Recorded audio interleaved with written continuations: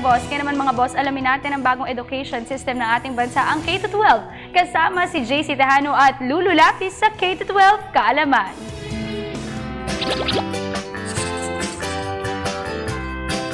Good morning mga boss! Muli nagbabalik ang K-12 Kaalaman at syempre kasama ko pa rin ang bibong-bibo kong kaibigan, si Lulu. Ako si Lulu. Mga boss, sa ilang minuto nating pagsasama ay bibigyan ko kayo ng mga kaalaman tungkol sa K-12. Na bahagi ng Philippine Development Plan o PDP, ang plano ng gobyerno para sa sama-sama nating pag-asenso. Very good, Lulu. At dahil dyan, bibigyan kita ng 3. Anong 3, JC? 3 piso? Hindi, Lulu, 3 dahilan kung bakit dapat ipatupad itong K-12. Meron pa kasi mga tumututol dito. Ano yung 3 na yun? Una, Lulu, para tumaas ang scores ng mga bata sa National Achievement Tests.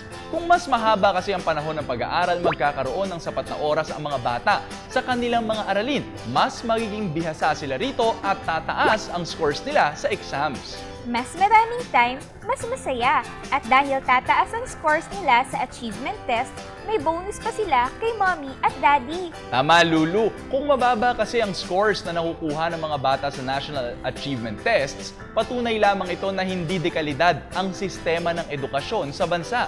Tama. Ano naman yung pangalawa? Dahil sa K-12, Lulu, magkakaroon ang Pilipinas ng talentado at magagaling na mga manggagawa. Bakit naman? Papaano? Dahil kasi sa technical skills na ituturo sa senior high school, mas magiging handa na ang mga estudyante sa mundo ng paggawa.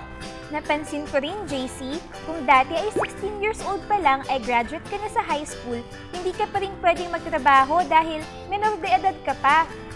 Tama, Lulu. Kaya kung hindi ka pa makakapag-college, tatambay ka lang. Kaya dito sa K-12, tuturuan ka ng skills para pag-graduate mo sa high school sa edad na 18, ay meron ka ng skills, pwede ka na ring magtrabaho.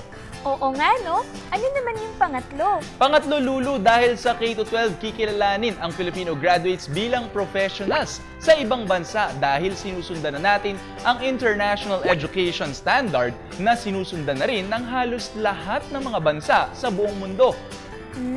Kung magkakaganon, hindi mo na kailangan pang mag-aral uli at gumastos ng malaki para lang mag-qualify sa international standard. Very good, Lulu. Kaya mabuti talaga itong K-12 para sa ating mga Pilipino. Kung dati na tayong competitive, mas magiging competitive pa tayo dahil sa bago at dekalidad na sistema ng edukasyon.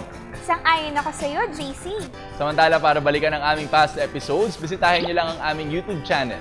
Ako si Lulu. At ako naman si JC Tejano para sa K-12 Kaalaman. Paalam!